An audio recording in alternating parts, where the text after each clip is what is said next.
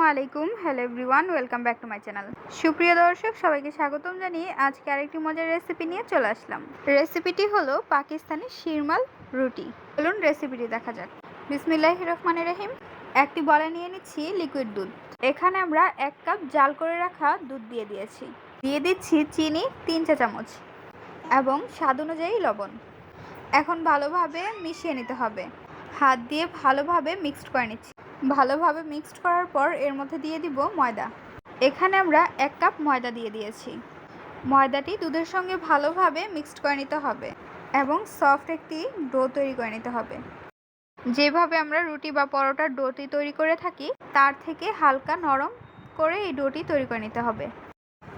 ভালোভাবে মিক্সড করে নেওয়ার পর এর মধ্যে আমরা দিয়ে দিব খাঁটি ঘি বা গাওয়া ঘি। খাঁটি ঘি দিয়ে দিব 2 টেবিল চামচ। ঘিটি এমন দিতে হবে যেন ডুবো ডুবো থাকে। এখন হাত দিয়ে ভালোভাবে মেখে নিতে হবে। ভালোভাবে ডোটি তৈরি করে নেওয়ার পর রেস্টে রেখে দিব 20 মিনিটের জন্য। 20 মিনিট পর ডোটি নিয়ে নিচ্ছি। এখন রুটির মতো করে বেলে নিব। রুটির মতো বেলে নেওয়ার পর একটি চামচের সাহায্যে শিরমালে যেইভাবে ডট ডট দিয়ে থাকে সেমভাবে আমরা করে নিচ্ছি। চামচ দিয়ে একটু ডাবিয়ে ডাবিয়ে করে নিতে হবে। তৈরি করে নেওয়ার পর একটি বাটিতে নিয়ে নিচ্ছি পানি। পানিতে ভিজিয়ে নেওয়ার পর তাওয়ার মধ্যে আমরা হালকা লবণের পানি দিয়ে দিয়েছি। লবণ পানি ছিটিয়ে দেওয়ার পর এর মধ্যে দিয়ে দিয়েছি সেই রুটি। এখন একটি পাতিলের মধ্যে তাওয়াটি উল্টিয়ে দিচ্ছি। 2 থেকে 3 মিনিট পর আমরা তাওয়াটি উঠিয়ে নিচ্ছি। এখন আমরা রুটিটি ঠান্ডা করে নিচ্ছি। সেমভাবে আরেকটি শিরমাল আমরা তৈরি করে নিচ্ছি।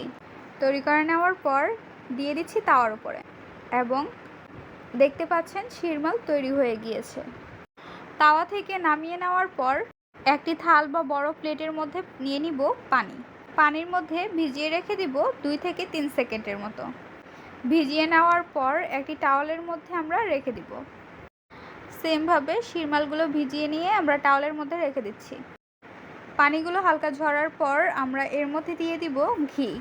ঘি দিয়ে ভালোভাবে ব্রাশ করে নিতে হবে। সেমভাবে সবগুলো শিরমালের মধ্যে আমরা ব্রাশ করে নিচ্ছি।